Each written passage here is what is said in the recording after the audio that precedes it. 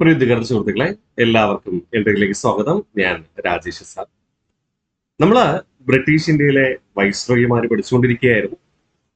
കഴിഞ്ഞ ക്ലാസ്സിൽ നമ്മൾ പഠിച്ചുറപ്പിച്ചത് റിപ്പൺ പ്രഭുവിനെ കുറിച്ചും റിപ്പൺ പ്രഭു ഭരണതലത്തിൽ ചെയ്ത പ്രധാനപ്പെട്ട കാര്യങ്ങളുമായി ഞാൻ നിങ്ങളോട് പറഞ്ഞു.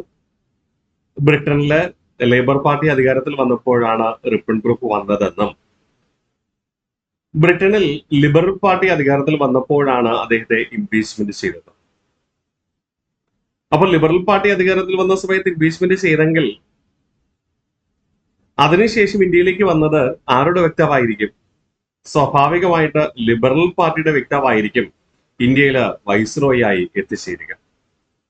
ലിബറൽ പാർട്ടിയുടെ വക്താവ് എന്ന് പറയുമ്പോൾ സ്വാഭാവികമായിട്ടും അദ്ദേഹം രാജകുടുംബാംഗങ്ങളുടെയോ പ്രഭു കുടുംബാംഗങ്ങളുടെയോ വക്താവായിരിക്കും. സ്വാഭാവികമായിട്ട് അദ്ദേഹം ഇന്ത്യക്കാരെ ഒരു വിവേചനത്തോടുകൂടി ഭരിക്കുന്ന ഒരു വ്യക്തിയുമായി. അങ്ങനെയുള്ള ഒരു വ്യക്തിത്വമാണ് ഡഫറിൻ പ്രഭു. നമ്മൾ ഇന്നേ ദിവസം പഠിക്കുന്നത് ഡഫറിൻ പ്രഭുവിനെ. ഡഫറിൻ പ്രഭു ഇന്ത്യയിലെ സേവനം ചെയ്തത് 1884 മുതൽ 88 വരെയാണ്, ഏകദേശം 4 വർഷക്കാലം. അദ്ദേഹം ചില കാര്യങ്ങള് ഇന്ത്യക്കാർക്ക് ഫേവറായി ചെയ്തിട്ടുമുണ്ട് എന്നത് യാഥാർത്ഥ്യമാണ് കേട്ടോ. 1885 ബംഗാൾ കുടിയിരിപ്പ് നിയമം പാസാക്കി. അപ്പൊ ബംഗാൾ പ്രവിശ്യയിൽ ആദ്യമായി കുടിയിരിപ്പ് നിയമം അഥവാ ടെനൻസി ആക്ട് പാസ്സാക്കുന്നത് ഡഫറിൻ പ്രഭുവിന്റെ കാലഘട്ടത്താണ്. കർഷകരുടെയും തൊഴിലാളികളുടെയും സാമ്പത്തിക സ്ഥിതി വളരെ ദുർബലമാണ് എന്ന് ഡഫറിൻ പ്രഭു ഒരു റിപ്പോർട്ട് ബ്രിട്ടീഷ് പാർലമെന്റിന് നൽകി. അങ്ങനെ ബ്രിട്ടീഷ് പാർലമെന്റ് ആണ് 1885 എന്ത് ചെയ്യുന്നത്? ബംഗാൾ കുടിയിരിപ്പ് നിയമം പാസ്സാക്കുക. അപ്പൊ ഡഫറിൻ പ്രഭുവിന്റെ കാലഘട്ടത്തിൽ 1885 ബംഗാൾ കുടിയിരിപ്പ് നിയമം പാസ്സാക്കി. അതിന് കാരണമായത് എന്താ? ഡഫറിൻ റിപ്പോർട്ടിന്റെ അടിസ്ഥാനത്തിൽ. ഈ ഡഫറിൻ റിപ്പോർട്ടിൽ എന്താ പറയുന്നേ? കർഷകരുടെയും തൊഴിലാളികളുടെയും സാമ്പത്തിക സ്ഥിതി വളരെ ദുർബലമാണ്. ഇതിനു മുൻപ് ബംഗാളിലെ കാർഷിക മേഖലയ്ക്ക് പ്രാധാന്യം നൽകുന്നതിന് വേണ്ടി ഏതെങ്കിലും നിയമം പാസ്സാക്കിയതായിട്ട് നിങ്ങൾക്കറിയാമോ? നമ്മൾ പഠിച്ചിട്ടുണ്ട് ബംഗാൾ വാടക നിയമം. എന്താണ് ബംഗാളിലെ വാടക നിയമത്തിൽ പറയുന്നത്? നിങ്ങളുടെ മനസ്സിൽ ഉണ്ടാവുമെന്ന് ഞാൻ വിശ്വസിക്കുന്നു. എന്താണ് ബംഗാളിലെ വാടക നിയമത്തിൽ പറയുന്നത്? ബംഗാൾ വാടക നിയമം പാസ്സാക്കുന്നത് 1859 കാനിങ് പ്രഭുവാണ്. അവിടെ കാനിങ് പ്രഭു ബംഗാൾ വാടക നിയമം പാസ്സാക്കാനുള്ള പ്രധാന കാരണം ബംഗാളിലെ നീലം കർഷക സമരം അവസാനിപ്പിക്കുക എന്ന ലക്ഷ്യത്തോടെ. ബംഗാളിലെ നീലം കർഷകർക്ക് സ്വന്തമായി ഭൂമിയില്ല എന്നത് യാഥാർത്ഥ്യമാണല്ലോ.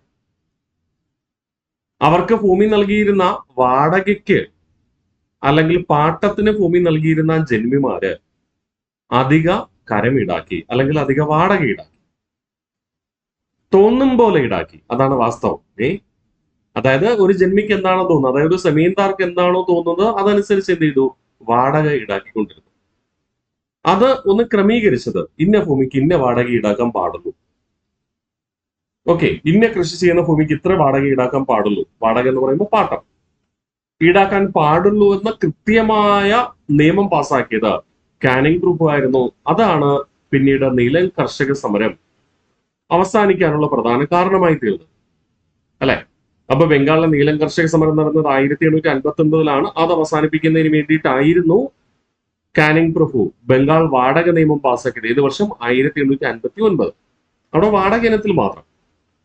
ഇവിടെ കുടിയിരിപ്പ് നിയമം എന്ന് പറയുമ്പോൾ നിങ്ങൾക്കറിയാം എന്താണ് കുടിയിരിപ്പ് നിയമം?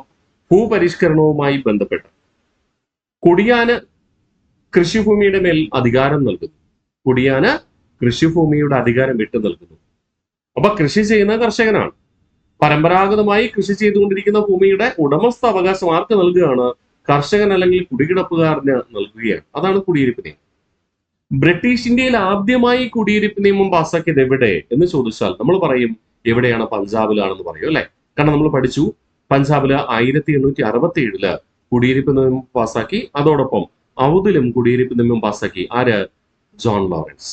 അത് പ്രാബല്യത്തിൽ വന്നത് 1868 അല്ലെ? ഇവിടെ ബംഗാളിൽ കുടിയിരിപ്പ് നിയമം പാസ്സാക്കുന്ന 1885 ഓർമ്മിക്കണം. അപ്പൊ PSC രണ്ട് ചോദ്യങ്ങൾ അവിടെ പ്രതീക്ഷിക്കാം നമുക്ക്. ബ്രിട്ടീഷ് ഇന്ത്യൻ പ്രവിശ്യകളിൽ ആദ്യമായി കുടിയിരിപ്പ് നിയമം പാസ്സാക്കിയത് എവിടെ? ഓപ്ഷനിൽ ബംഗാൾ തരും, പഞ്ചാബ് തരും, ഔദ് തരും, മദ്രാസ് തരും. നമ്മൾ എന്ത് പറയും? പഞ്ചാബ് എഴുതും അല്ലെ? ഇനി രണ്ടാമത്തെ ദിവസം എന്തായിരിക്കും? സെപ്പറേറ്റ് ഇതിന്റെ വർഷങ്ങൾ ചോദിക്കാം. പഞ്ചാബ് കുടിയിരിപ്പ് നിയമം പാസ്സാക്കിയതെന്ന് 1867, ബംഗാൾ കുടിയിരിപ്പ് നിയമം പാസ്സാക്കിയതെന്ന് 1885 ഡഫറിൻ പ്രഭുവിന്റെ കാലഘട്ടം. ഓക്കെ, അപ്പൊ ബംഗാൾ കുടിയിരിപ്പ് നിയമം പാസ്സാക്കാൻ കാരണമായ റിപ്പോർട്ട് എന്താ? Dufferin report. ആ ഡഫറിൻ റിപ്പോർട്ടിൽ എന്താ പറയുന്നേ? കർഷകരുടെയും തൊഴിലാളികളുടെയും സാമ്പത്തിക സ്ഥിതി വളരെ ദുർബലമാണ് എന്ന് പറയുന്നു. അവർ ചൂഷണത്തിലാണ്, അതുകൊണ്ട് തന്നെ ദാരിദ്ര്യത്തിലാണെന്ന് പറയുന്നു. ഓക്കെ, ആ ഒരു കർഷകരുടെ രീതിക്ക് മാറ്റം വരണം. അത് കർഷകരോടുള്ള സ്നേഹം കൊണ്ടെന്ന് വേണമെങ്കിൽ പറയാം. അതോടൊപ്പം ഒരു കാര്യം കൂടെ പറയേണ്ടി വരും. കർഷകരും കർഷക തൊഴിലാളികളും നീലം കൃഷി ചെയ്യാൻ മടിച്ചു. കാരണം അവർക്ക് മെച്ചപ്പെട്ട ലാഭം കിട്ടിയില്ലെങ്കിൽ പിന്നെ എന്തിനാ കൃഷി ചെയ്യുന്നത് എന്നൊരു ചോദ്യം വന്നു. അതുകൊണ്ട് അവർ കൃഷി ചെയ്യാൻ മടിച്ചു. അങ്ങനെ നീലം കർഷകർ കൃഷി ചെയ്യാതായപ്പോ ഇവിടുന്ന് നീലം അസംസ്കൃത വസ്തുക്കളായി ശേഖരിച്ച് ഇംഗ്ലണ്ടിൽ കൊണ്ടുപോയി ഇംഗ്ലണ്ടിലെ മാഞ്ചസ്റ്ററിൽ തുണിത്തരങ്ങൾ നിർമ്മിക്കാൻ കഴിയാതെ വരും. നീലമാണല്ലോ അടിസ്ഥാന അസംസ്കൃത വസ്തുവായി തുണി നിർമ്മാണ രംഗത്ത് ഉപയോഗിക്കുന്നത്. അപ്പോ ബ്രിട്ടീഷുകാർക്ക് നീലം വേണം, നീലം കൃഷി ചെയ്യണം, ജനങ്ങളെ കൊണ്ട് ചെയ്യിക്കണം. അതിന് പ്രേരണ നൽകാനും കൂടെയാണ് എന്ത് ചെയ്തത്? ഈ കുടിയിരിപ്പ് നിയമം പാസ്സാക്കിയതെന്ന് പറയാം. അപ്പൊ രണ്ടു തരത്തിൽ പറയാം. ഒന്ന്, ബ്രിട്ടീഷുകാര് അസംസ്കൃത വസ്തുക്കൾ ശേഖരിക്കാനാണെന്ന് പറയാം. രണ്ട്, ജനങ്ങളോടുള്ള ഒരു ഉദാര മനസ്കതയോടുകൂടിയുള്ള ഒരു പെരുമാറ്റമെന്നും പറയാം. അടുത്ത് പറയുന്നു, 1886 ബ്രിട്ടീഷ് ഇന്ത്യയിൽ ആദ്യമായി ഒരു പബ്ലിക് സർവീസ് കമ്മീഷൻ സമിതിയെ നിയമിച്ചു. ആ വാക്ക് ഇമ്പോർട്ടന്റ് ആണ്. പബ്ലിക് സർവീസ് കമ്മീഷൻ സമിതിയെ നിയമിച്ചു. പബ്ലിക് സർവീസ് കമ്മീഷൻ എന്ന സ്ഥാപനത്തെ അല്ല. ബ്രിട്ടീഷ് ഇന്ത്യയിൽ ആദ്യമായി പബ്ലിക് സർവീസ് കമ്മീഷൻ എന്ന സ്ഥാപനം രൂപം കൊള്ളുന്നത് 1926. അത് സ്ഥാപനം, ഇത് സമിതി. രണ്ടും രണ്ടാണ്. സംശയം ഉണ്ടാവുന്നത് അതുകൊണ്ടാണ് ഞാൻ എടുത്തു പറയുന്നത്. അപ്പോൾ ബ്രിട്ടീഷ് ഇന്ത്യയിൽ ആദ്യമായി പബ്ലിക് സർവീസ് കമ്മീഷൻ സമിതി നിയമിച്ചു. അതായത് പബ്ലിക് സർവീസ് കമ്മീഷനിൽ എന്തെങ്കിലും മാറ്റം വരുത്തണോ, നിലവിലെ പബ്ലിക് സർവീസ് കമ്മീഷൻ നിയമത്തിൽ എന്തെങ്കിലും മാറ്റം വരുത്തണോ എന്നൊക്കെ പരിശോധിച്ച് റിപ്പോർട്ട് സമർപ്പിക്കാം. ആ പബ്ലിക് സർവീസ് കമ്മീഷന്റെ ചെയർമാൻ ഇതായിരുന്നു, സർ ചാൾസ് ഐഡ്സൺ. സർ ചാൾസ് ഐഡ്സൺ ചെയർമാനായി ആദ്യത്തെ പബ്ലിക് സർവീസ് കമ്മീഷനെ നിയമിച്ചത് ആരായിരുന്നു? ഡഫറിൻ പ്രഭു ആയിരുന്നു 1886. അതേ വർഷം തന്നെ 1886 ഡഫറിൻ പ്രഭു ഒരു കറൻസി കമ്മീഷനെ നിയമിച്ചു. അതായത് ഇന്ത്യയുടെ നാണ്യനിധിയെ കുറിച്ച് പഠിക്കുവാൻ കറൻസി കമ്മീഷനെ നിയമിച്ചു. ആ കറൻസി കമ്മീഷന്റെ ചെയർമാൻ എന്ന് പറയുന്നത് മാൻസ്ഫീൽഡ് ആയിരുന്നു. അപ്പൊ രണ്ട് കമ്മീഷൻ നമ്മൾ പറഞ്ഞു. 1886 ആദ്യത്തെ പബ്ലിക് സർവീസ് കമ്മീഷനെ നിയമിച്ചു. അതിന്റെ ചെയർമാൻ സർ ചാൾസ് ഐഡ്സൺ. 1886 തന്നെ ആദ്യത്തെ കറൻസി കമ്മീഷനെ നിയമിച്ചു. അതിന്റെ ചെയർമാൻ എന്ന് പറയുന്നത് മാൻസ്ഫീൽഡ് ആണ്. ഈ മാൻസ്ഫീൽഡ് കമ്മീഷൻ ഓർമ്മിച്ചു വെക്കണം കേട്ടോ. കാരണം മാൻസ്ഫീൽഡ് കമ്മീഷനെ കുറിച്ച് നമ്മൾ അടുത്ത ക്ലാസ്സിൽ വീണ്ടും ഓർമ്മിക്കേണ്ടി വരും. ഈ മാൻസ്ഫീൽഡ് കമ്മീഷനെ നിയമിച്ചത് മാത്രമാണ് ഡഫറിൻ പ്രഭു. ഈ മാൻസ്ഫീൽഡ് കമ്മീഷന്റെ റിപ്പോർട്ട് നടപ്പിലാക്കുന്നത് കഴ്സൺ പ്രഭുവാണ്. മാൻസ്ഫീൽഡ് കമ്മീഷന്റെ റിപ്പോർട്ട് നടപ്പിലാക്കുന്ന ആരാണ്? കഴ്സൺ പ്രഭുവാണ്. അതുകൊണ്ട് ഇത് ഓർത്തു വെക്കണം. അടുത്ത ക്ലാസ്സിൽ നമ്മൾ അതിനെ കുറിച്ച് പഠിക്കും. അടുത്ത ക്ലാസ്സിൽ കഴ്സൺ പ്രഭു പഠിക്കണം കേട്ടോ. അപ്പൊ 1886 രണ്ട് കമ്മീഷനെ നിയമിച്ചു. ഒന്ന്, ബ്രിട്ടീഷ് ഇന്ത്യയിലെ ആദ്യത്തെ പബ്ലിക് സർവീസ് കമ്മീഷൻ സമിതി, അതിന്റെ ചെയർമാൻ സർ ചാൾസ് ഐഡ്സൺ. ആദ്യത്തെ കറൻസി കമ്മീഷനെ നിയമിച്ചു. അതിന്റെ ചെയർമാൻ എന്ന് പറയുന്നത് മാൻസ്ഫീൽഡ് ആണ്. അടുത്ത് പറയുന്നു, 1887 പഞ്ചാബിലെ രണ്ടാം കുടിയിരിപ്പ് നിയമം പാസ്സാക്കി. അപ്പൊ പഞ്ചാബിൽ ആദ്യമായി കുടിയിരിപ്പ് നിയമം പാസ്സാക്കിയത് ആരാ? സർ ജോൺ ലോറൻസ് ആണ്. ഏത് വർഷം? 1867. പഞ്ചാബിലെ രണ്ടാം കുടിയിരിപ്പ് നിയമം പാസ്സാക്കിയത് ഏത് വർഷം? 1887. ആരുടെ കാലഘട്ടത്ത്? ഡഫറിൻ പ്രഭുവിന്റെ കാലഘട്ടത്ത്. മറക്കില്ലല്ലോ. അപ്പൊ രണ്ട് സ്ലൈഡാണ് നമ്മൾ പഠിച്ച അന്നൊന്ന് റിവിഷൻ ചെയ്യാം. ഡഫറിൻ പ്രഭു കാലയളവ് 1884 മുതൽ 88 വരെ. 1885 ബംഗാൾ കുടിയിരിപ്പ് നിയമം പാസാക്കി ഡഫറിൻ റിപ്പോർട്ടിന്റെ അടിസ്ഥാനത്തിൽ. ഈ ഡഫറിൻ റിപ്പോർട്ടിൽ എന്താ പറയുന്നത്? കർഷകരുടെയും തൊഴിലാളികളുടെയും സാമ്പത്തിക സ്ഥിതിയെക്കുറിച്ച്. 1886 ആദ്യത്തെ പബ്ലിക് സർവീസ് കമ്മീഷനെ നിയമിച്ചു. അതിന്റെ ചെയർമാൻ എന്ന് പറയുന്നത് സർ ചാൾസ് ഐറ്റ്സൺ ആയിരുന്നു. 1886 ആദ്യത്തെ കറൻസി കമ്മീഷനെ നിയമിച്ചു. അതിന്റെ ചെയർമാൻ എന്ന് പറയുന്നത് മാൻസ്ഫീൽഡ് ആണ്. നാണ്യ വിനിമയത്തെ കുറിച്ച് കൃത്യമായി പരിശോധിക്കും. 1887 പഞ്ചാബിലെ രണ്ടാം കുടിയിരിപ്പ് നിയമം പാസാക്കി. പഞ്ചാബിലെ രണ്ടാം കുടിയിരിപ്പ് നിയമം പാസാക്കി. പഞ്ചാബിൽ ആദ്യമായി കുടിയിരിപ്പ് നിയമം പാസാക്കിയത് ആരാണ്? ജോൺ ലോറൻസ് ആണ്. 1867. അത് പ്രാബല്യത്തിൽ വന്നത് 1868. നമ്മൾ പഠിച്ചതാണ് അല്ലെ. 1888 INC വിമർശിച്ചുകൊണ്ട് മൈക്രോസ്കോപ്പിക് മൈനോരിറ്റി എന്ന് വിശേഷിപ്പിച്ചു. INC വിമർശിച്ചുകൊണ്ട് മൈക്രോസ്കോപ്പിക് മൈനോരിറ്റി എന്ന് വിശേഷിപ്പിച്ചു. ഇന്ത്യക്കാരെ ഉൾപ്പെടുത്തി ഇമ്പീരിയൽ സർവീസ് കോർപ്സ് എന്ന പാരാമിലിറ്ററി വിഭാഗം ആവിഷ്കരിച്ചു. ഇമ്പീരിയൽ സർവീസ് കോർപ്സ് എന്ന പാരാമിലിറ്ററി വിഭാഗത്തിന് തുടക്കം കുറിച്ചു. അത് സെൻട്രൽ റിസർവ് പോലീസ് ഫോഴ്സിൽ ഏർപ്പെടുത്ത CRPF അതിന്റെ മുൻഗാമി എന്ന് വേണമെങ്കിൽ നമുക്ക് പറയാം. ഇമ്പീരിയൽ സർവീസ് കോർപ്സ് എന്ന പാരാമിലിറ്ററി വിഭാഗത്തിന് തുടക്കം കുറിച്ചത് ആരായിരുന്നു? Dufferin brook. എന്തിനു വേണ്ടിയിട്ടാ? പ്രാദേശികമായി കാര്യപരിപാലനം നിർവഹിക്കുന്നതിന് വേണ്ടിയിട്ട്. അതായത് പ്രത്യേക സുരക്ഷ ഒരുക്കാൻ എന്തെങ്കിലും പ്രത്യേക, ഇപ്പോൾ റിസർവ് പോലീസിന്റെ ജോലി ചെയ്യുന്നത്. റിസർവ് പോലീസ് എന്ന് പറയുമ്പോൾ എന്താ ചെയ്യുക?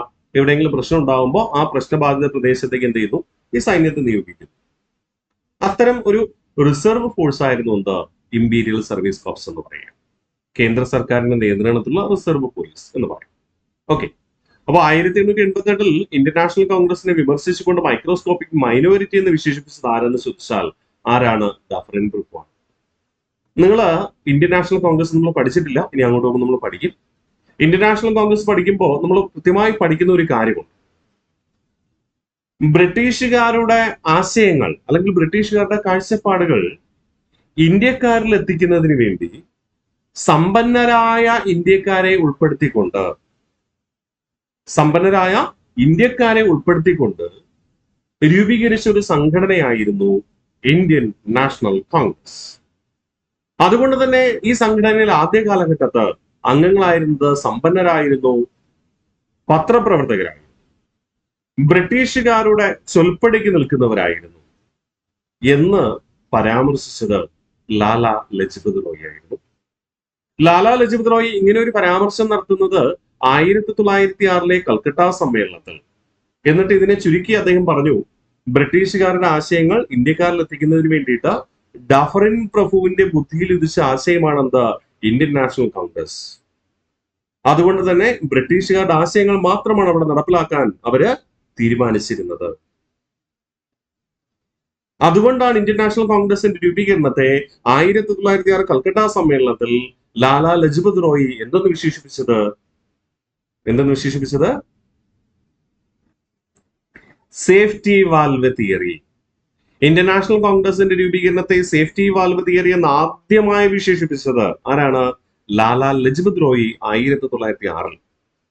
ബ്രിട്ടീഷുകാരുടെ ആശയങ്ങൾ ഇന്ത്യക്കാരിൽ എത്തിക്കാൻ വേണ്ടി ഡഫറിൻ പ്രഭുവിന്റെ ബുദ്ധിയിൽ ഉദിച്ചതാണെന്ത്? ഇന്ത്യൻ നാഷണൽ കോൺഗ്രസ് എന്ന് വിമർശിച്ചു. അതുകൊണ്ട് ബ്രിട്ടീഷുകാരുടെ ഹിതത്തിനനുസരിച്ച് പ്രവർത്തിക്കുന്നവർ മാത്രമാണ് ആ സംഘടനയിലെ അംഗങ്ങളായിരുന്നത്.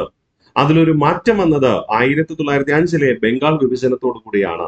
അതായത് 1905 തൊട്ടാണ് ഇന്ത്യൻ നാഷണൽ കോൺഗ്രസില് ബ്രിട്ടീഷുകാരുടെ ആശയത്തെ എതിർത്തുകൊണ്ട് തീവ്രവാദി വിഭാഗം രൂപം കൊള്ളുക. ബ്രിട്ടീഷുകാരുടെ ആശയങ്ങൾ അംഗീകരിക്കുന്നവരെ നമ്മൾ എന്തെന്നാ വിളിച്ചിരുന്നത്? മിതവാദികൾ എന്നാ വിളിച്ചിരുന്നത്. അപ്പോ 1905 തൊട്ടാണ് ബ്രിട്ടീഷ് കാഴ്ചപ്പാടുകളെ ഇന്ത്യൻ നാഷണൽ കോൺഗ്രസ് എതിർക്കുന്നത്. അതുവരെ ബ്രിട്ടീഷുകാർ എന്താണോ പറയുന്നത് അത് അംഗീകരിക്കുന്ന മിതവാദി വിഭാഗമാണ് ഇന്ത്യൻ നാഷണൽ കോൺഗ്രസ് എന്ന സംഘടനയിൽ ഉണ്ടായിരുന്നത്. ഓക്കെ, മറക്കല്ലേ, ഇമ്പോർട്ടന്റ് ആണ്. നമ്മൾ അങ്ങോട്ട് പോകുമ്പോൾ ഒന്നുകൂടെ നമ്മൾ പറഞ്ഞ് വ്യക്തമാക്കി തരാം. അപ്പൊ ചുരുക്കി പറഞ്ഞാൽ ഇന്ത്യൻ നാഷണൽ കോൺഗ്രസ് ആരംഭിച്ചതാരാ? ഡഫറിൻ പ്രഭുവിന്റെ ബുദ്ധി എന്നാണ് നമ്മൾ ചരിത്രകാരന്മാർ വിശേഷിപ്പിക്കുന്നത് അല്ലെങ്കിൽ കണക്കിലാക്കുന്നത്.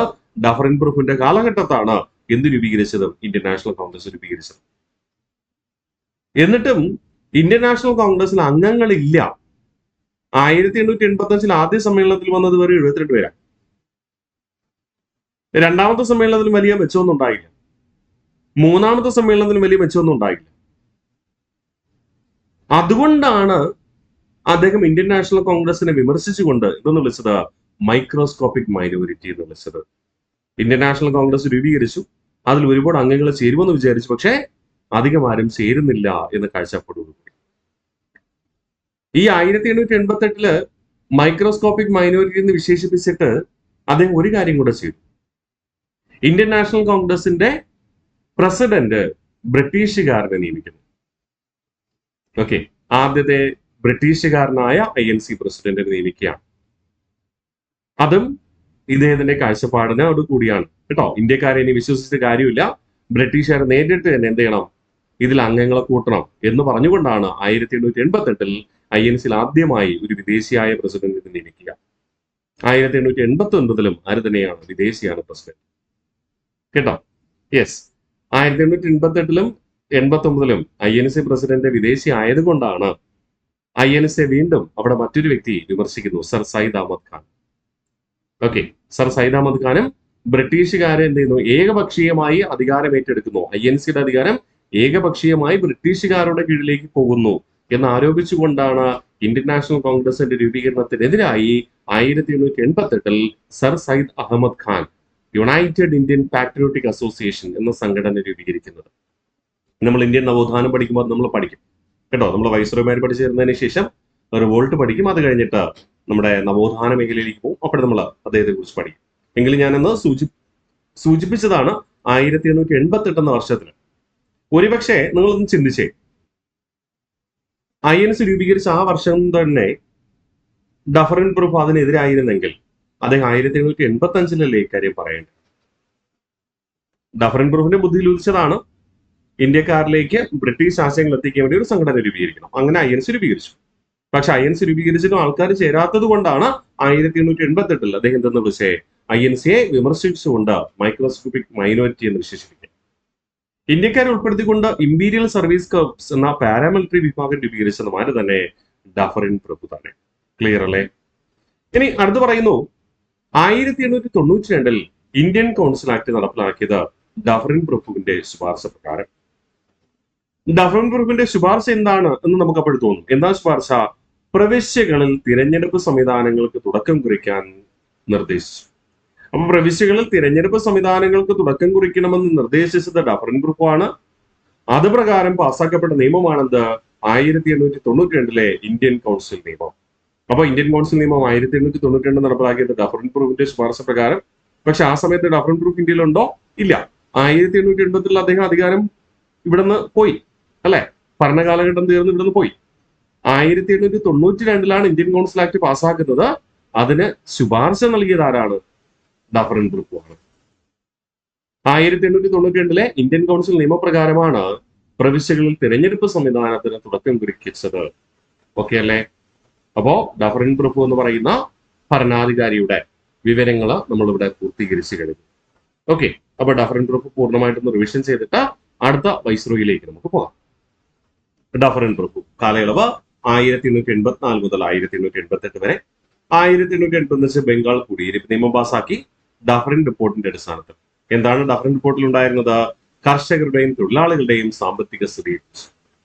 1886 ബ്രിട്ടീഷ് ഇന്ത്യയിലെ ആദ്യത്തെ പബ്ലിക് സർവീസ് കമ്മീഷൻ എന്ന സമിതിയെ നിയമിച്ചു. അതിന്റെ ചെയർമാൻ എന്ന് പറയുന്നത് സർ ചാൾസ് ഐഡ്സൺ ആയിരുന്നു. 1886 ആദ്യത്തെ കറൻസി കമ്മീഷനെ നിയമിച്ചു. കറൻസി കമ്മീഷന്റെ ചെയർമാൻ എന്ന് പറയുന്നത് മാൻസ്ഫീൽഡാണ്. 1887 പഞ്ചാബിലെ രണ്ടാം കുടിയിരിപ്പ് നിയമം പാസാക്കി. പഞ്ചാബിലെ ആദ്യ കുടിയിരിപ്പ് നിയമം പാസാക്കിയത് ജോൺ ലോറൻസ് ആണ്. ഏത് വർഷം? 1860 അല്ലെ. 1888 INC വിമർശിച്ചുകൊണ്ട് മൈക്രോസ്കോപ്പിക് മൈനോറിറ്റി എന്ന് വിശേഷിപ്പിച്ചു. ഇന്ത്യക്കാരെ ഉൾപ്പെടുത്തി ഇമ്പീരിയൽ സർവീസ് കോർപ്സ് എന്ന പാരാമിലിറ്ററി വിഭാഗം രൂപീകരിച്ചതും ആര് തന്നെയാണ്? നമ്മുടെ ഡഫറിൻ പ്രഭു. ഇന്ത്യൻ കൗൺസിൽ ആക്ട് 1892 നടപ്പിലാക്കിയത് ഡഫറിൻ പ്രഭുവിന്റെ ശുപാർശ പ്രകാരമായിരുന്നു. ഈ നിയമം അനുസരിച്ചാണ് പ്രവിശ്യകളിൽ തിരഞ്ഞെടുപ്പ് സംവിധാനങ്ങൾക്ക് തുടക്കം കുറിച്ചത്. ഓക്കെ, ഇനി അടുത്ത് പറയുന്നു ലാൻസ്ഡൗൺ. ലാൻസ്ഡൗൺ പ്രഭുവിന്റെ കാലഘട്ടം 1888 മുതൽ 1894 വരെ. 1891 രണ്ടാം ഫാക്ടറി നിയമം പാസാക്കിയത് ലാൻസ്ഡൗൺ പ്രഭുവായിരുന്നു. അപ്പൊ നിങ്ങൾ ചോദിക്കും, അങ്ങനെയാണെങ്കിൽ എന്താണ് സാറേ ഒന്നാം ഫാക്ടറി നിയമം പാസാക്കിയത്? ഒന്നാം ഫാക്ടറി നിയമം പാസാക്കിയത് അഥവാ ബ്രിട്ടീഷ് ഇന്ത്യയിൽ ആദ്യമായി ഫാക്ടറി നിയമം പാസാക്കിയത് 1881 ആരാണ്? റിപ്പൺ പ്രഭുവാണ്. നമ്മൾ കഴിഞ്ഞ ക്ലാസ്സിൽ പഠിച്ചു അല്ലെ. റിപ്പൺ പ്രഭു ചെയ്ത ആദ്യത്തെ കാര്യം അതായിരുന്നു എന്ന് വേണമെങ്കിൽ പറയാം. ഒന്നാം ഫാക്ടറി നിയമം പാസ്സാക്കിയത് 1881. അത് പ്രകാരം എന്ത് ചെയ്തു? ബാലവേല നിരോധനം നടപ്പിലാക്കി. അത് എന്തിനു സഹായകമായി മാറി? തൊഴിൽ നിയമങ്ങൾ പ്രാബല്യത്തിൽ വരാൻ സഹായകമായി മാറുകയും ചെയ്തു. അല്ലെ? അപ്പോ ബ്രിട്ടീഷ് ഇന്ത്യയിൽ ആദ്യമായി തൊഴിൽ നിയമങ്ങൾ പ്രാബല്യത്തിൽ കൊണ്ടുവന്നത് റിപ്പൺ പ്രഭു ആയിരുന്നു. 1881 ഒന്നാം ഫാക്ടറി നിയമം പാസ്സാക്കിയത് റിപ്പൺ പ്രഭു ആയിരുന്നു. ആ ഒന്നാം ഫാക്ടറി നിയമത്തിന്റെ അടിസ്ഥാനത്തിലാണ് ബാലവേല നിരോധനം നടപ്പിലാക്കുക. ശരിയാണ്. ഇവിടെ നമ്മൾ എന്താ പറയുന്നേ? ലാൻസ്ഡോൺ പ്രഭു അല്ലെ? ലാൻസ്ഡോൺ പ്രഭുവിനെ കുറിച്ച് പറയുമ്പോൾ രണ്ടാം ഫാക്ടറി നിയമം പാസ്സാക്കിയതാണ് ആര്? Lansdowne Prabhu. 2, age of consent act പാസ്സാക്കി. ഏജ് ഓഫ് കൺസെന്റ് ആക്ട് എന്ന് പറയുമ്പോൾ എന്താ? പെൺകുട്ടികളുടെ വിവാഹപ്രായം 12 വയസ്സാക്കി മാറ്റി എന്നർത്ഥം. അതായത് കൗമാരപ്രായത്തിലെത്തിയാൽ മാത്രമേ പെൺകുട്ടികളെ വിവാഹം കഴിപ്പിക്കാൻ പാടുള്ളൂ എന്ന ഏജ് ഓഫ് കൺസെന്റ് ആക്ട് പാസ്സാക്കി. അത് ശൈശവ വിവാഹവുമായി ബന്ധപ്പെട്ട ബ്രിട്ടീഷ് ഇന്ത്യയിൽ ആകമാനമുള്ള ആദ്യ നിയമം എന്ന് വേണമെങ്കിൽ പറയാം. ഓക്കെ. അപ്പൊ നിങ്ങൾ ചോദിക്കും, സാറ് ശൈശവ വിവാഹം നിരോധിച്ചിട്ടുണ്ടല്ലോ, നമ്മൾ നേരത്തെ പഠിച്ചല്ലോ. അതെ, പഠിച്ചു. അത് പക്ഷെ ബ്രിട്ടീഷ് ഇന്ത്യയിൽ ആകമാനമായിരുന്നു? അല്ല. ശൈശവ വിവാഹം വില്യം ബെന്റിക് നിരോധിച്ചെന്ന് നമ്മൾ പറഞ്ഞു. ഏത് വർഷം? 1829 അല്ലെ? 1829 സതി നിരോധിച്ചതും 1829 ശൈശവ വിവാഹം നിരോധിച്ചതും വില്യം ബെന്റിക് ആണെന്ന് പറഞ്ഞു. പക്ഷെ ആ സമയത്ത് വില്യം ബെന്റിക് എവിടത്തെ ഭരണാധികാരിയായിരുന്നു? ബംഗാൾ പ്രവിശ്യയുടെ ഗവർണർ ജനറൽ ആയിരുന്നു. അതിന്റെ അർത്ഥം അവിടെ ശൈശവ വിവാഹം, അതായത് 13 വയസ്സിൽ താഴെയുള്ളവരുടെ വിവാഹം, ശൈശവ വിവാഹം അഥവാ 13 വയസ്സിന്റെ താഴെയുള്ളവരുടെ വിവാഹം നിരോധിച്ചത് എവിടെ മാത്രമായിരുന്നു? ബംഗാൾ പ്രവിശ്യയിൽ മാത്രമായിരുന്നു. ഇവിടെ ബംഗാൾ പ്രവിശ്യയിൽ മാത്രമായിരുന്നു. അത് ദയവായി ഓർമ്മിക്കും. ബ്രിട്ടീഷ് ഇന്ത്യയിൽ ആകമാനമല്ല. അല്ലെ? ഇവിടെ ലാൻസ്ഡോൺ പ്രഭു എന്ന വൈസ്രോയുടെ കാലഘട്ടത്തിൽ ബ്രിട്ടീഷ് ഇന്ത്യയിൽ ആകമാനം ഏജ് ഓഫ് കൺസെന്റ് ആക്ട് പാസ്സാക്കി. അതായത് പെൺകുട്ടികളുടെ വിവാഹ പ്രായം 12 വയസ്സാക്കി മാറ്റി. അതായത് 12 വയസ്സിന് ശേഷമുള്ള പെൺകുട്ടികളെ മാത്രമേ വിവാഹം കഴിപ്പിക്കാൻ പാടുള്ളൂ. അതിന്റെ താഴെ പ്രായമുള്ള പെൺകുട്ടികളെ വിവാഹം കഴിക്കാൻ പാടില്ല. പെൺകുട്ടികളെ മാത്രമാണ് ഇവിടെ പറയുക, ആൺകുട്ടികളുടെ മെൻഷൻ ചെയ്തിട്ടില്ല കേട്ടോ. അപ്പൊ പെൺകുട്ടികളുടെ വിവാഹ പ്രായം 12 വയസ്സാക്കി മാറ്റി. അങ്ങനെയാണെങ്കിൽ സ്വാഭാവികമായിട്ടും ആ പെൺകുട്ടി കല്യാണം കഴിക്കുന്ന ആൺകുട്ടി കുറഞ്ഞത് 12 വയസ്സോ അല്ലെങ്കിൽ അതിന് മുകളിലോ ആയിരിക്കും എന്നത് നമുക്ക് ഊഹിക്കാനായിട്ട് കഴിയും. അല്ലെ? അപ്പോൾ പ്രത്യേകിച്ച് എടുത്ത് പറയുന്നു, പെൺകുട്ടികളുടെ വിവാഹ പ്രായം 12 വയസ്സാക്കി മാറ്റിയത് ആരാ? ലാൻസ്ഡോൺ പ്രഭു. അതിന് കാരണമായ നിയമം ഏതാ? Age of consent act. ഏത് വർഷം? 1891. അപ്പൊ 1891 2 കാര്യങ്ങൾ. രണ്ടാം ഫാക്ടറി നിയമം പാസ്സാക്കി, കൂടാതെ ഏജ് ഓഫ് കൺസെന്റ് ആക്ട് പാസ്സാക്കി. ഏജ് ഓഫ് കൺസെന്റ് ആക്ട് പ്രകാരം ബ്രിട്ടീഷ് ഇന്ത്യയിൽ ആകമാനം പെൺകുട്ടികളുടെ വിവാഹ പ്രായം എന്താക്കി മാറ്റി? 12 വയസ്സാക്കി മാറ്റി. 1892 രണ്ടാം കൗൺസിൽ നിയമം പാസ്സാക്കിയപ്പോ, രണ്ടാം കൗൺസിൽ നിയമം പാസ്സാക്കിയപ്പോ ആരാണ് വൈസ്രോയി? ലാൻസ്ഡോൺ പ്രഭു ആണ്. പക്ഷേ ഈ ലാൻസ്ഡോൺ പ്രഭു ആണ് വൈസ്രോയി എങ്കിലും രണ്ടാം കൗൺസിൽ നിയമം പാസ്സാക്കണമെന്ന് ശുപാർശ ചെയ്തത് ആരാ? ഡഫറിൻ പ്രഭു. അപ്പൊ രണ്ടാം കൗൺസിൽ നിയമം 1892 പാസ്സാക്കണമെന്ന് ശുപാർശ ചെയ്തത് ഡഫറിൻ പ്രഭു ആണ്. പാസ്സാക്കിയത് ആരുടെ കാലഘട്ടത്ത്? ലാൻസ്ഡോൺ പ്രഭുവിന്റെ കാലഘട്ടത്ത്. ഈ രണ്ടാം കൗൺസിൽ നിയമം അനുസരിച്ച് സിവിൽ സർവീസിനെ ഇമ്പീരിയൽ എന്നും പ്രൊവിൻഷ്യൽ എന്നും സബോർഡിനേറ്റ് എന്നും വേർതിരിച്ചു. ഇമ്പീരിയൽ, പ്രൊവിൻഷ്യൽ, സബോർഡിനേറ്റ് എന്നിങ്ങനെ വേർതിരിച്ചു. ഇമ്പീരിയൽ എന്ന് പറഞ്ഞു കഴിഞ്ഞാൽ ബ്രിട്ടീഷുകാർ കേന്ദ്ര തലത്തിൽ ഭരണം നിർവഹിക്കുന്നുണ്ടല്ലോ. ബ്രിട്ടീഷുകാരുടെ നേരിട്ടുള്ള നിയന്ത്രണത്തിൽ, അതായത് കേന്ദ്ര തലത്തിൽ പ്രവർത്തിക്കുന്ന സിവിൽ സർവീസ് ഉദ്യോഗസ്ഥരെയാണ് ഇമ്പീരിയൽ സർവീസ് എന്ന് വിളിക്കുക. ബ്രിട്ടീഷുകാരുടെ കീഴിൽ പ്രവിശ്യ ഉണ്ടല്ലോ.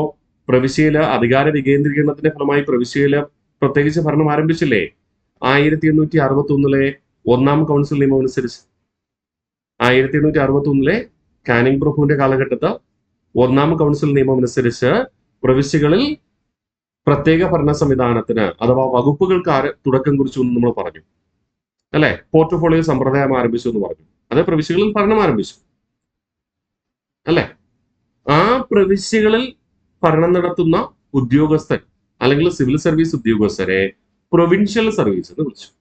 ഇനി ബ്രിട്ടീഷ് മേധാവിത്വം അംഗീകരിക്കുന്ന നാട്ടുരാജ്യങ്ങളുണ്ട് അല്ലെ? ബ്രിട്ടീഷ് മേധാവിത്വം അംഗീകരിക്കുന്ന നാട്ടുരാജ്യങ്ങളുണ്ട്. ആ നാട്ടുരാജ്യങ്ങളിൽ സേവനം ചെയ്യുന്ന ബ്രിട്ടീഷ് സിവിൽ സർവീസ് ഉദ്യോഗസ്ഥരെ എന്തെന്ന് വിളിച്ചു? സബോർഡിനേറ്റ് സർവീസ് എന്ന് വിളിച്ചു. വ്യത്യാസം മനസ്സിലായോ? അപ്പോ ബ്രിട്ടീഷുകാരുടെ നേരിട്ടുള്ള ഭരണത്തിന് കീഴിലുള്ള കേന്ദ്ര സർവീസിൽ ജോലി ചെയ്യുന്ന സിവിൽ സർവീസ് ഉദ്യോഗസ്ഥരെ ഇമ്പീരിയൽ സർവീസ് എന്ന് വിളിച്ചു. ബ്രിട്ടീഷുകാർ ഭരണ വികേന്ദ്രീകരണത്തിന്റെ ഫലമായി തുടക്കം കുറിച്ച പ്രവിശ്യാതല ഭരണ സംവിധാനത്തിൽ സേവനം ചെയ്യുന്ന സിവിൽ സർവീസ് ഉദ്യോഗസ്ഥരെ പ്രൊവിൻഷ്യൽ സർവീസ് എന്ന് വിളിച്ചു. ബ്രിട്ടീഷ് ആധിപത്യത്തിന് കീഴിലുള്ള നാട്ടുരാജ്യങ്ങളിൽ സേവനം ചെയ്യുന്ന ബ്രിട്ടീഷ് ഉദ്യോഗസ്ഥരെ സബോർഡിനേറ്റ് സിവിൽ സർവീസ് എന്ന് വിളിച്ചു. അത്രയേ ഉള്ളൂ. ഓക്കെ, നിങ്ങൾ കോൺസ്റ്റിറ്റ്യൂഷൻ പഠിക്കുമ്പോൾ, ഇന്ത്യൻ ഭരണഘടനയുടെ നാൾവഴികൾ പഠിക്കുമ്പോൾ ഇതിവിടെ പഠിക്കുന്നതാണ് വിശദമായി തന്നെ കേട്ടോ. അപ്പൊ 1892 ഇന്ത്യൻ കൗൺസിൽ നിയമം പാസാക്കി. 1892 ഇന്ത്യൻ കൗൺസിൽ നിയമം പാസ്സാക്കാൻ ശുപാർശ ചെയ്തത് ഡഫറിൻ പ്രഭുവാണ്. പാസ്സാക്കിയത് ലാൻസ്ഡൌൺ പ്രഭുവിന്റെ കാലഘട്ടത്തിൽ.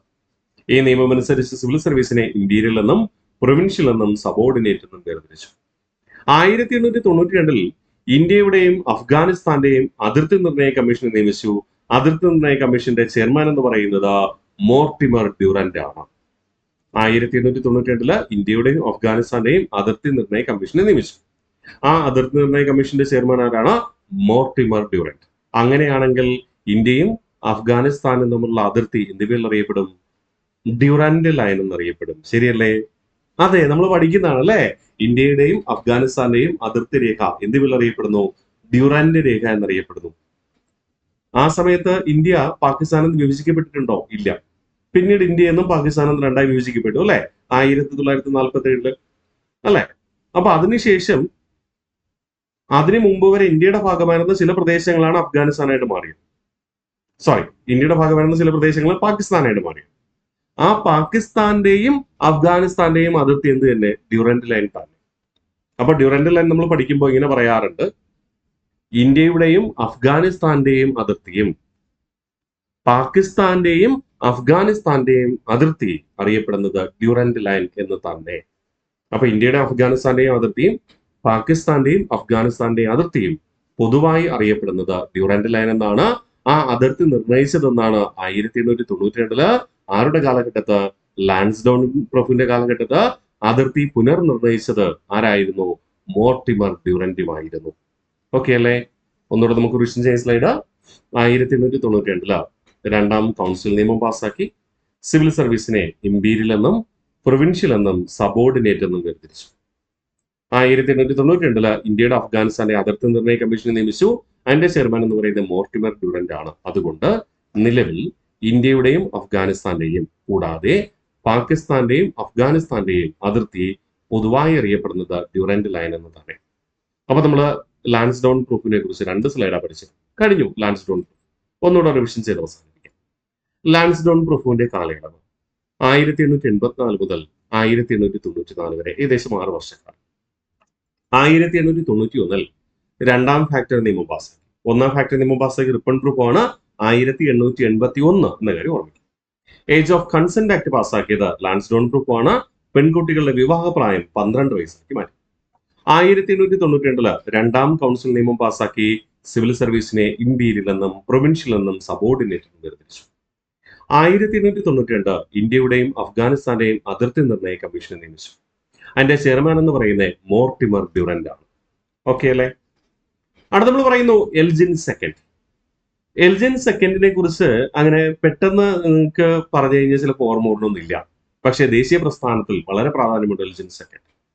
എൽജിൻ ഫസ്റ്റിന് നമുക്കറിയാം അല്ലെ. നമ്മൾ എൽജിൻ പ്രഭു ഒന്നാമൻ ആൾറെഡി പഠിച്ചു. എൽജിൻ പ്രഭു ഒന്നാമന്റെ കാലഘട്ടത്താണ് കൽക്കട്ട, ബോംബെ, മദ്രാസ് എന്നിവിടങ്ങളിൽ ഹൈക്കോടതികൾ ആരംഭിച്ചത് എന്ന് നമ്മൾ പഠിച്ചു.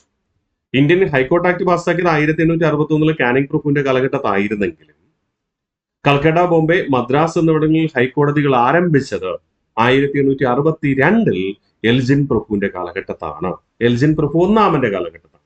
നമ്മളിവിടെ പഠിക്കാൻ പോകുന്ന ആരാ? എൽജിൻ പ്രഭു സെക്കൻഡ് അല്ലെ. എൽജിൻ പ്രഭു സെക്കൻഡ് ഇന്ത്യയിൽ ഭരണം നടത്തിയിരുന്നത് 1894 മുതൽ 1899 വരെ. ഏകദേശം 5 വർഷക്കാലം ഭരണം നടത്തിയിരുന്നെങ്കിലും ഇദ്ദേഹം ഭരണതലത്തിൽ അങ്ങനെ കൂടുതൽ ശ്രദ്ധിച്ചിരുന്ന ഒരു വ്യക്തിത്വമല്ല. ഇദ്ദേഹം സ്ഥാനത്തുണ്ടായിരുന്നു, പക്ഷെ കൂടുതൽ കാര്യങ്ങളൊന്നും ചെയ്തിട്ടില്ല. അതുകൊണ്ട് ജനങ്ങൾക്ക് ഇദ്ദേഹത്തെ അറിയത്തില്ലായിരുന്നു. നിങ്ങൾ കാര്യങ്ങൾ ചെയ്താലല്ലേ ജനങ്ങൾ അറിയത്തുള്ളൂ. നല്ലത് ചെയ്തു കഴിഞ്ഞാൽ നല്ല കാര്യങ്ങൾ ചെയ്തു എന്ന രീതിയിൽ അറിയും, തെറ്റായ കാര്യങ്ങൾ ചെയ്തു കഴിഞ്ഞാൽ തെറ്റായ കാര്യങ്ങൾ ചെയ്തു എന്ന രീതിയിൽ അറിയും. ഇദ്ദേഹം അധികമൊന്നും ചെയ്തിട്ടില്ല, അതുകൊണ്ട് ജനങ്ങൾക്ക് ഇദ്ദേഹത്തെ അറിയില്ലായിരുന്നു. അതുകൊണ്ട് ഇദ്ദേഹത്തെ വിളിക്കുന്നത് ജനസമ്മതിയില്ലാത്ത വൈസ്രോയി എന്നാണ്. ദ മോസ്റ്റ് അൺപോപ്പുലർ വൈസ്രോയി, ജനസമ്മതിയില്ലാത്ത വൈസ്രോയി എന്നറിയപ്പെടുന്നത്, അതായത് ജനങ്ങൾ അറിയാത്ത വൈസ്രോയി, ജനസമ്മതിയില്ലാത്ത, ജനങ്ങളാൽ അറിയപ്പെടാത്ത വൈസ്രോയി ആരാണ്? എൽജിൻ പ്രഭു സെക്കൻഡ്. അതുകൊണ്ട് നിങ്ങൾക്ക് ചിലപ്പോൾ അറിയില്ലായിരിക്കും അല്ലെ. പക്ഷെ ഇവിടെ ഒരു പ്രശ്നമുണ്ട്.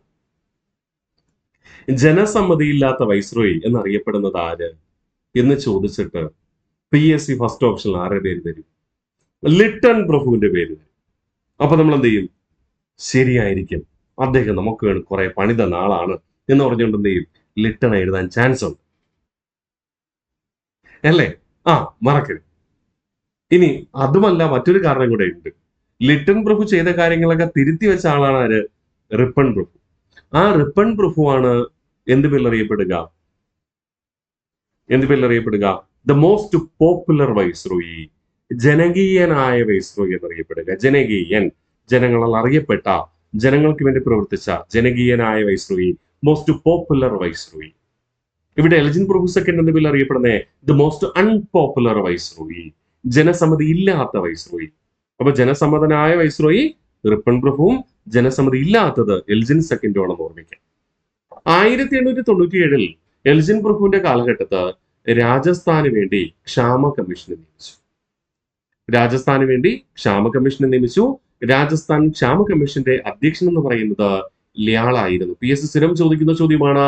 1897 ല്യാൾ ക്ഷാമ കമ്മീഷനെ നിയമിച്ചത് ആരുടെ കാലഘട്ടത്ത്? എൽജിൻ സെക്കൻഡിന്റെ കാലഘട്ടത്ത്. മുൻവർഷ ചോദ്യം മറക്കരുത് കേട്ടോ.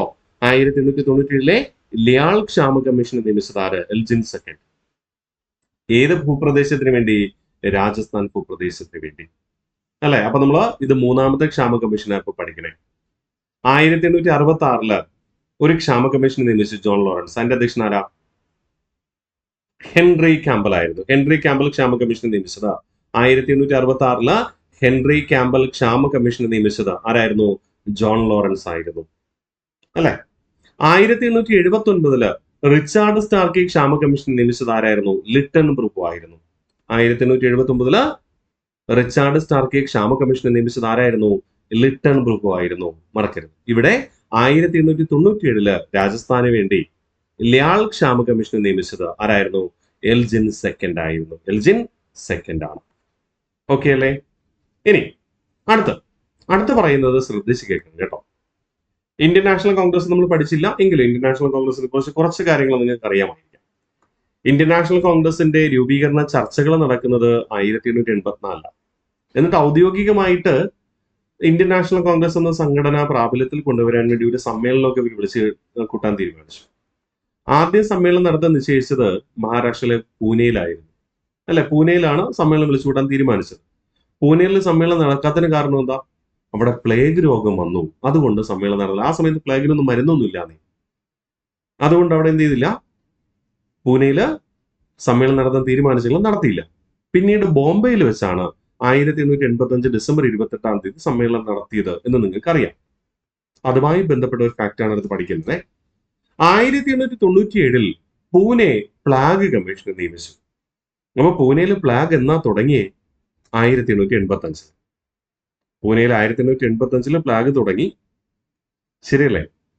ആ പ്ലാഗ് കാരണം എന്തൊക്കെ ദുരന്തങ്ങൾ ഉണ്ടായി, എന്തൊക്കെ നാശനഷ്ടങ്ങൾ ഉണ്ടായി എന്ന് പരിശോധിക്കാൻ ഏകദേശം 12 വർഷങ്ങൾക്ക് ശേഷമാണ് ഒരു കമ്മീഷനെ നിയമിക്കുക.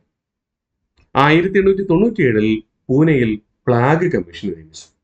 ആ പ്ലാഗ് കമ്മീഷന്റെ ചെയർമാൻ എന്ന് പറയുന്നത് റൗണ്ട് ആയിരുന്നു. നമ്മളപ്പോ പൊതുവായി നമുക്ക് എന്തെന്ന് വിളിക്കാം? റൗണ്ട് പ്ലാഗ് കമ്മീഷൻ എന്ന് വിളിക്കാം. ഓക്കെ. അപ്പൊ പൂനെയിൽ എന്നാ പ്ലാഗ് ഉണ്ടാകുന്നത്? 1885. അതിനെക്കുറിച്ച് പഠിക്കാൻ എത്ര വർഷത്തിന് ശേഷമാണ് കമ്മീഷൻ നിയമിക്കുക? 12 വർഷത്തിന് ശേഷം. ആരാ നിയമിക്കുക? Elgin second. പക്ഷേ ഇത് അന്വേഷിച്ച് പൂനെയിൽ പോകുന്നത് ആരാ? ആ പ്ലാഗ് കമ്മീഷന്റെ ചെയർമാൻ റൗണ്ട് ആയിരിക്കും. അപ്പൊ ജനങ്ങളെ കാണുന്ന എൽജിൻ സെക്കൻഡിനെയാണോ റൗണ്ടിനെയാണോ? റൗണ്ടിനെയാണ് കാണുന്നത്. അദ്ദേഹം അല്ലേ പരിശോധിക്കാൻ പോകുന്നത്. സ്വാഭാവികമായിട്ടും നിങ്ങളുടെ നാട്ടിലാണ് ഇങ്ങനെ സംഭവിച്ചതെങ്കിൽ, ഒരു ദുരന്തമുണ്ടായി ഏകദേശം 12 വർഷങ്ങൾക്ക് ശേഷം ഒരാൾ അന്വേഷിക്കാൻ വരുന്നു.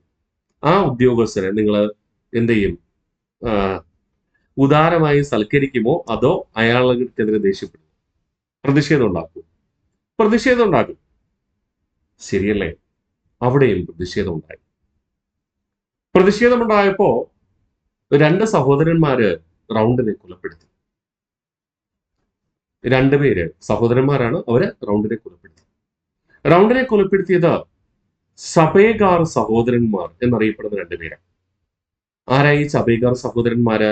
ഒന്ന് ദാമോദർ ഹരി ചബേഗാറും രണ്ട് ബാലകൃഷ്ണ ഹരി ചബേഗാർ.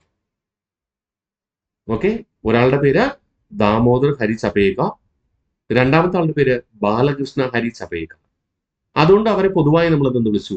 ചബേഗാർ ബ്രദേഴ്സ് എന്ന് വിളിച്ചു. ഓക്കെ, ഇവരാരായിരുന്നു? ഇവര് ഹിന്ദുധർമ്മ സംഘർഷണി എന്ന സംഘടനയുടെ സ്ഥാപകരായിരുന്നു. PSC ചോദിച്ച ക്വസ്റ്റ്യൻ ആണ് കേട്ടോ.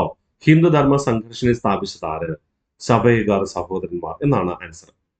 അലി സഹോദരന്മാരെന്ന് തന്നു, ചബേഗാർ സഹോദരന്മാരെന്ന് തന്നു, സവർക്കർ സഹോദരന്മാരെന്ന് തന്നു. ഇവരൊക്കെ ഒരേ കുടുംബത്തിൽപ്പെട്ട ദേശ സ്നേഹികളാണ്, അല്ലെങ്കിൽ സ്വാതന്ത്ര്യ സമരത്തിൽ പ്രവർത്തിച്ചവരാണ്. സവർക്കർ സഹോദരന്മാരെന്ന് രണ്ടുപേരുണ്ട് കേട്ടോ, സവർക്കർ കേട്ടോ. യെസ്, അപ്പൊ മറക്കരുത്. അപ്പോ ഇമ്പോർട്ടന്റ് ആണ്. 1897 പ്ലാഗ് കമ്മീഷനെ നിയമിച്ചു. പൂനെയിലെ പ്ലാഗ് കമ്മീഷനെ നിയമിച്ചത് എൽജിൻ സെക്കൻഡ് ആണ്. ആ പ്ലാഗ് കമ്മീഷന്റെ ചെയർമാൻ റൗണ്ട് ആയിരുന്നു. ആ റൗണ്ടിനെ കൊലപ്പെടുത്തിയത് ചബേഗാർ സഹോദരന്മാർ. ഈ ചബേഗാർ സഹോദരന്മാർ എന്ന് പറയുന്ന ഏത് സംഘടനയുടെ സ്ഥാപകരായിരുന്നു? ഹിന്ദുധർമ്മ സംഘർഷണി. ഹിന്ദുധർമ്മ സംഘർഷണി എന്ന സംഘടനയുടെ സ്ഥാപകരായിരുന്നു. ഇവരുടെ യഥാർത്ഥ പേരെന്തൊക്കെയായിരുന്നു? ദാമോദർ ഹരി ചബേഗാറും കൂടാതെ ബാലകൃഷ്ണ ഹരി ചബേഗാറും. ദാമോദർ ഹരി ചബേഗാറും ബാലകൃഷ്ണ ഹരി ചബേഗാർ. ഇത്രയേ ഉള്ളൂ എൽജിൻ സെക്കൻഡിനെ കുറിച്ച്. ഒന്നുകൂടെ നമുക്ക് റിവിഷൻ ചെയ്താലോ? എൽജിൻ സെക്കൻഡ് ഭരണകാലഘട്ടം 1894 മുതൽ 1899 വരെ. വിശേഷണങ്ങൾ ജനസമ്മതിയില്ലാത്ത വൈസ്രോയി എന്നറിയപ്പെടുന്നു. കൂടാതെ അദ്ദേഹത്തിന്റെ സുഹൃത്തുക്കൾ അദ്ദേഹത്തെ ബ്രൂസ് പ്രൂഫ് എന്ന് വിളിച്ചു. Bruce proof, Lord Bruce. 1897 രാജസ്ഥാന് വേണ്ടി ക്ഷാമ കമ്മീഷനെ നിയമിച്ചു. ആ ക്ഷാമ കമ്മീഷന്റെ ചെയർമാൻ എന്ന് പറയുന്നത് ലിയാൾ ആയിരുന്നു. രാജസ്ഥാൻ ക്ഷാമ കമ്മീഷന്റെ ചെയർമാൻ ലിയാൾ. 1897 പൂനെ പ്ലാഗ് കമ്മീഷനെ നിയമിച്ചു. ആ പൂനെ പ്ലാഗ് കമ്മീഷന്റെ ചെയർമാൻ റൗണ്ട് ആയിരുന്നു. ആ റൗണ്ടിനെ കൊലപ്പെടുത്തിയത് ചബേഗാർ സഹോദരന്മാർ. ചബേഗാർ സഹോദരന്മാർ സ്ഥാപിച്ച സംഘടനയാണ് ഹിന്ദുധർമ്മ സംഘർഷണി. ചബേഗാർ സഹോദരന്മാർ എന്നറിയപ്പെടുന്നവരുടെ യഥാർത്ഥ പേരുകൾ ദാമോദർ ഹരി ചബേഗാറും ബാലകൃഷ്ണ ഹരി ചബേഗാറുമായിരുന്നു. ഓക്കെ അല്ലേ? കഴിഞ്ഞു. അപ്പൊ ഇന്ന് നമ്മൾ പ്രധാനപ്പെട്ട 3 പേരെ കുറിച്ച് പഠിച്ചു. ഡഫറിൻ പ്രഭു, ലാൻസ്ഡോൺ പ്രഭു, പിന്നെ എൽജിൻ സെക്കൻഡ്. ഇത്രയും നമുക്ക് റിവിഷൻ ചെയ്താലോ? ഡഫറിൻ പ്രഭു തൊട്ട് പൂർണ്ണമായും നമുക്ക് റിവിഷൻ ചെയ്ത് അവസാനിപ്പിക്കാം. അടുത്ത ക്ലാസ്സിൽ നമ്മൾ കഴ്സൺ പ്രഭുവിലേക്ക് പോകും. ഓക്കെ, അപ്പൊ ഡഫറിൻ പ്രഭു കാലയളവ് 1884 മുതൽ 88 വരെ. 1885 ബംഗാൾ കുടിയിരിപ്പ് നിയമം പാസാക്കി ഡഫറിൻ റിപ്പോർട്ടിന്റെ അടിസ്ഥാനത്തിൽ.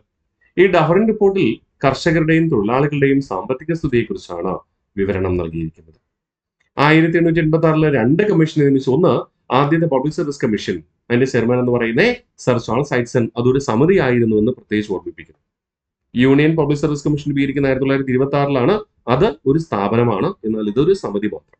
ഓക്കെ, 1886 ആദ്യത്തെ പബ്ലിക് സർവീസ് കമ്മീഷൻ സമിതിയെ നിയമിച്ചു. അതിന്റെ ചെയർമാൻ സർ ചാൾസ് ഹൈഡ്സൺ. 1886 ആദ്യത്തെ കറൻസി കമ്മീഷനെ നിയമിച്ചു. ആ കറൻസി കമ്മീഷന്റെ ചെയർമാൻ എന്ന് പറയുന്നത് മാൻസ്ഫീൽഡ് ആയിരുന്നു. 1887 പഞ്ചാബിലെ 2ാം കുടിയിരിപ്പ് നിയമം പാസാക്കി. പഞ്ചാബില് ബ്രിട്ടീഷിൽ തന്നെ ആദ്യമായിട്ട് കുടിയിരിപ്പ് നിയമം പാസാക്കിയത് പഞ്ചാബിലായിരുന്നു. പഞ്ചാബ് കുടിയിരിപ്പ് നിയമം പാസാക്കിയത് 1867 പ്രാബല്യത്തിൽ വന്നത് 1868 ആരുടെ കാലഘട്ടത്ത്? ജോൺ ലോറൻസിന്റെ കാലഘട്ടത്തിൽ. 1888 INC വിമർശിച്ചുകൊണ്ട് മൈക്രോസ്കോപ്പിക് മൈനോറിറ്റി എന്ന് വിശേഷിപ്പിച്ചത് ഡഫറിൻ പ്രഭുവാണ്. കാരണം സംഘടന ആരംഭിച്ചിട്ട് 3 വർഷം കഴിഞ്ഞിട്ടും അംഗങ്ങളൊന്നും കൂടുതൽ, ഇന്ത്യക്കാരായ അംഗങ്ങൾ കൂടുതലായി ഇതിൽ എത്തിച്ചേർന്നില്ല എന്നതുകൊണ്ടാണ് വിമർശിച്ചത്. ഇന്ത്യക്കാരെ ഉൾപ്പെടുത്തിക്കൊണ്ട് ഇമ്പീരിയൽ സർവീസ് കോർപ്സ് എന്ന പാരാമിലിറ്ററി വിഭാഗം രൂപീകരിച്ചു. അതോടെ ഡഫറിൻ പ്രഭു കഴിഞ്ഞു അല്ലെ. ഇനി ഡഫറിൻ പ്രഭുവുമായി ബന്ധപ്പെട്ട പ്രധാനപ്പെട്ട ഒരു കാര്യം കൂടെ സൂചിപ്പിക്കുന്നു. ഡഫറിൻ പ്രഭുവിന്റെ ശുപാർശ പ്രകാരമായിരുന്നു 1892 ഇന്ത്യൻ കൗൺസിൽ ആക്ട് പാസ്സാക്കിയത്. പക്ഷെ ആക്ട് പാസ്സാക്കുമ്പോൾ ഡഫറിൻ പ്രഭു ഉണ്ടോ? ഇല്ല. ഓക്കെ, പ്രവിശ്യകളിൽ തിരഞ്ഞെടുപ്പ് സംവിധാനങ്ങൾക്ക് തുടക്കം കുറിക്കാൻ കാരണമായ നിയമമായിരുന്നു 1892 ഇന്ത്യൻ കൗൺസിൽ. ലാൻസ്ഡോൺ പ്രഭുവിലേക്ക്. ലാൻസ്ഡോൺ പ്രഭുവിന്റെ കാലഘട്ടം 1888 മുതൽ 1894 വരെ. ലാൻസ്ഡോൺ പ്രഭുവിന്റെ കാലഘട്ടത്തിൽ 1891 2ാം ഫാക്ടറി നിയമം പാസ്സാക്കുക. 1ാം ഫാക്ടറി നിയമം പാസ്സാക്കിയത് 1881 റിപ്പൺ പ്രഭുവാണെന്ന് ഓർമ്മിപ്പിക്കുന്നു. ഏജ് ഓഫ് കൺസെന്റ് ആക്ട് പാസ്സാക്കിയത് ലാൻസ്ഡോൺ പ്രഭുവാണ്. ഈ ഏജ് ഓഫ് കൺസെന്റ് ആക്ട് പ്രകാരം പെൺകുട്ടികളുടെ വിവാഹപ്രായം 12 വയസ്സായി നിശ്ചയിച്ചു. അതിൽ കുറയാൻ പാടില്ല. 1892 രണ്ടാം കൗൺസിൽ നിയമം പാസ്സാക്കിയത് ആരുടെ കാലഘട്ടത്ത്? ലാൻസ്ഡോൺ പ്രഭുവിന്റെ കാലഘട്ടത്തിൽ. അതിന് ശുപാർശ ചെയ്ത ആരാ? ഡഫറിൻ പ്രഭു. ഓക്കെ. സിവിൽ സർവീസിനെ ഇമ്പീരിയൽ എന്നും പ്രൊവിൻഷ്യൽ എന്നും സബോർഡിനേറ്റ് എന്നും ഈ നിയമം അനുസരിച്ച് വേർതിരിച്ചു. 1892 ഇന്ത്യയുടെയും അഫ്ഗാനിസ്ഥാന്റെയും അതിർത്തി നിർണയ കമ്മീഷനെ നിയമിച്ചു. അതിന്റെ ചെയർമാൻ എന്ന് പറയുന്നത് മോർട്ടിമർ ഡ്യൂറന്റ് ആണ്. അതുകൊണ്ട് തന്നെ നിലവിൽ ഇന്ത്യയുടെയും അഫ്ഗാനിസ്ഥാന്റെയും കൂടാതെ പാകിസ്ഥാന്റെയും അഫ്ഗാനിസ്ഥാന്റെയും അതിർത്തി രേഖകൾ ഒരേ പേരിലാണ് അറിയപ്പെടുന്നത്, ഡ്യൂറാൻഡ് ലൈൻ. എൽജിൻ സെക്കൻഡ് കാലയളവ് 1894 മുതൽ 1899 വരെ. വിശേഷണങ്ങൾ ജനസമ്മതിയില്ലാത്ത വൈസ്രോയി എന്നറിയപ്പെടുന്നു. കൂടാതെ അദ്ദേഹത്തിന്റെ സുഹൃത്തുക്കൾ അദ്ദേഹത്തെ ബ്രൂസ് പ്രഭു എന്ന് വിളിച്ചു. 1897 രാജസ്ഥാന് വേണ്ടി ക്ഷാമ കമ്മീഷനെ നിയമിച്ചു. ആ ക്ഷാമ കമ്മീഷന്റെ അധ്യക്ഷൻ ലിയാളായിരുന്നു. 1866 ജോൺ ലോറൻസ് നിയമിച്ച ക്ഷാമ കമ്മീഷൻ അധ്യക്ഷൻ ഹെൻറി ക്യാമ്പൽ ആയിരുന്നു. അല്ലെ, ഹെൻറി ക്യാമ്പലാണ് നമ്മൾ പഠിച്ചു. പിന്നെ 1879 ലിട്ടൺ പ്രഭു നിയമിച്ച ക്ഷാമ കമ്മീഷന്റെ അധ്യക്ഷൻ എന്ന് പറയുന്നത് ആരായിരുന്നു? മോർട്ടിമർ റിച്ചാർഡ് സ്റ്റാർക്കി ആയിരുന്നു. അല്ലെ, അപ്പൊ 1866 ജോൺ ലോറൻസ് നിയമിച്ച ക്ഷാമ കമ്മീഷന്റെ അധ്യക്ഷൻ ഹെൻറി ക്യാമ്പലും 1879 ലിട്ടൺ പ്രഭു നിയമിച്ച ക്ഷാമ കമ്മീഷന്റെ ചെയർമാൻ എന്ന് പറയുന്നത് റിച്ചാർഡ് സ്റ്റാർക്കിയുമായിരുന്നു. റിച്ചാർഡ് സ്റ്റാർക്കി. ഇവിടെ 1897 രാജസ്ഥാന് വേണ്ടി പ്രത്യേകമായി നിയമിച്ച ക്ഷാമ കമ്മീഷന്റെ അധ്യക്ഷൻ ആരായിരുന്നു? ലിയാളായിരുന്നു. മറക്കില്ലാലോ. അടുത്ത 1897 പൂനെയില് പ്ലാഗ് കമ്മീഷനെ നിയമിച്ചു. പൂനെക്ക് പ്ലാഗ് ആരംഭിക്കുന്നത് 1885 അതിനുവേണ്ടി കമ്മീഷനെ നിയമിച്ചത് 1897 ആരാ? എൽജിൻ സെക്കൻഡിന്റെ കാലഘട്ടത്തിൽ. റൗണ്ടിനെ കൊലപ്പെടുത്തിയത് ചബേഗാർ സഹോദരന്മാരായിരുന്നു. ഹിന്ദുധർമ്മ സംഘർഷ് എന്ന സംഘടന സ്ഥാപകരാണ് ചബേഗാർ സഹോദരന്മാർ. ചബേഗാർ സഹോദരന്മാർ എന്ന് പറയുമ്പോൾ രണ്ടുപേര്, അവരുടെ യഥാർത്ഥ പേര് ദാമോദർ ഹരി ചബേഗാറും കൂടാതെ ബാലകൃഷ്ണ ഹരി ചബേഗാറുമായിരുന്നു. ഓക്കെ അല്ലേ? അപ്പൊ ഇത്രയും കാര്യങ്ങൾ പഠിച്ചിട്ട് വരിക, കൃത്യമായി മനസ്സിലാക്കി വെക്കുക. എന്ത് സംശയം ഉണ്ടെങ്കിലും ദയവായി ചോദിക്കാനായിട്ട് ശ്രമിക്കുക. അത് എത്ര ചെറിയ സംശയം ആയിക്കോട്ടെ, ചോദിക്കുക, ക്ലിയർ ചെയ്ത് മുന്നോട്ട് പോകാനായിട്ട് ശ്രമിക്കുക. ഓക്കെ അല്ലേ? അപ്പൊ അടുത്ത ക്ലാസ്സിൽ നമുക്ക് കാണാം. അടുത്ത ക്ലാസ്സിൽ നമ്മൾ പ്രധാനമായും പഠിക്കുന്നത് ആരെക്കുറിച്ചാണ് പഠിക്കുക? യെസ്, നമ്മുടെ ഹഡ്സൺ പ്രഭു. ഓക്കെ അല്ലേ?